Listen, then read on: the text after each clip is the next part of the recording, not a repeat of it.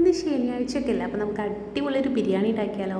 അപ്പോൾ അതിന് വേണ്ടിയിട്ട് ഞാൻ ചിക്കൻ എടുത്തിട്ടുണ്ട്. ചിക്കനിൽ നമ്മൾ മഞ്ഞൾപ്പൊടിയും മുളക് പൊടിയും ഉപ്പും അതുപോലെ മല്ലിപ്പൊടിയും കൂടി ആഡ് ചെയ്തിട്ട് പിന്നെ അതിൽ നമ്മൾ chicken masala 2-3 table spoon chicken masala ഇട്ടിട്ടുണ്ട്, കുരുമുളക് പൊടി ഇട്ടിട്ടുണ്ട്. പിന്നെ തൈര് ഞാൻ മിൽക്കി മിസ്റ്റിൻ്റെ നല്ല കട്ടിയുള്ള പുളിയില്ലാത്ത തൈരാണ് എടുത്തേക്കുന്നത്. പിന്നെ ഒരു ചെറുനാരങ്ങ ഇതിൽ പിഴിഞ്ഞ് വെച്ചിട്ടുണ്ട്. ഇതൊക്കെ ഇട്ടതിന് ശേഷം ഇഞ്ചിയും വെളുത്തുള്ളിയും ചതച്ചത് ചേർത്ത് കൊടുക്കുക. അപ്പോൾ നമ്മൾ ചിക്കൻ കുറച്ച് അധികം ഉള്ളതുകൊണ്ട് നന്നായിട്ട് ഇഞ്ചിയും വെളുത്തുള്ളിയും ചേർത്ത് കൊടുത്തിട്ടുണ്ട്. പിന്നെ സവാള വറുത്തെടുത്തതും കൂടി നമ്മൾ ഇതിൽ ചേർത്ത് കൊടുത്തിട്ടുണ്ട്. പിന്നെ കുറച്ച് വെളിച്ചെണ്ണയും കൂടി നമുക്ക് ആഡ് ചെയ്ത് കൊടുക്കാം. എന്നിട്ട് ഇത് നന്നായിട്ട് മിക്സ് ചെയ്തെടുക്കുക. അതിന് ശേഷം നമുക്ക് ഇത് ഒരു ചട്ടിയിൽ വെച്ചിട്ട് നമുക്ക് വേവിച്ചെടുക്കണം കേട്ടോ. അപ്പോൾ അതിൽ കുറച്ച് മല്ലിയിലും കൂടി നമ്മൾ ആഡ് ചെയ്ത് കൊടുത്തിട്ടുണ്ട്. അപ്പോൾ നല്ല അടികട്ടിയുള്ളൊരു പാത്രം എടുത്തിട്ട് നമ്മളതിൽ വെളിച്ചെണ്ണയൊക്കെ ഒഴിച്ചു കൊടുത്തു. അതിന് ശേഷം നമ്മൾ കുറച്ച് പട്ടയും ഗ്രാമ്പും അതുപോലെ കുറച്ച് പെരിഞ്ചീരകവും ഏലക്കയും ഒക്കെ ഇട്ടിട്ട് നമ്മൾ ആദ്യം ഒന്ന് ജസ്റ്റ് വെളിച്ചെണ്ണ ഫ്രൈ ചെയ്തെടുക്കാം. അതിന് ശേഷം നമ്മളുടെ ഈ ചിക്കൻ ഇതിലിട്ടിട്ട് ഇതുപോലെ വേവിച്ചെടുക്കാം. അപ്പോൾ നമ്മൾ ചിക്കൻ ഇതിൽ വളരെ കുറഞ്ഞ തീയിലിട്ടിട്ട് വേണം നമുക്ക് ഇത് ഫ്രൈ ചെയ്തെടുക്കാനായിട്ട് കേട്ടോ. അപ്പോൾ ജസ്റ്റ് ഫ്രൈ ആയിട്ടും നന്നായിട്ട് വെന്തിട്ടൊക്കെ കിട്ടണം നമുക്ക്.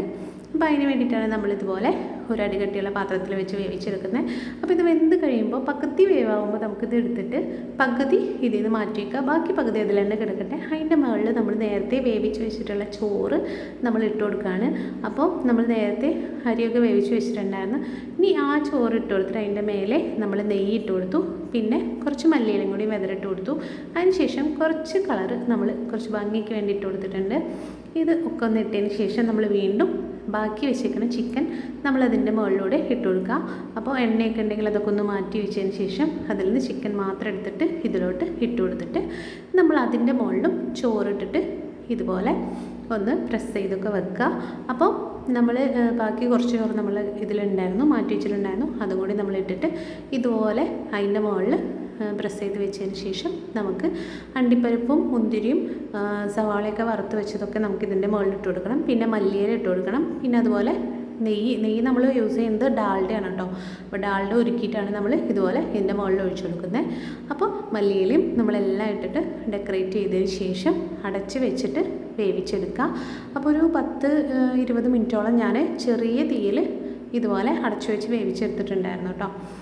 അപ്പോൾ നല്ല ഭംഗിയുണ്ടല്ലേ കാണാനായിട്ട്. അതുപോലെ തന്നെ നല്ല ടേസ്റ്റാണ് കേട്ടോ ഈ സംഭവം. അപ്പോൾ ഇതുപോലെ സിമ്പിളായിട്ട് നമുക്ക് ബിരിയാണി ഉണ്ടാക്കിയെടുക്കാം. എല്ലാവരും ഒന്ന് ട്രൈ ചെയ്ത് നോക്കുക. വളരെ എളുപ്പമാണ് കേട്ടോ.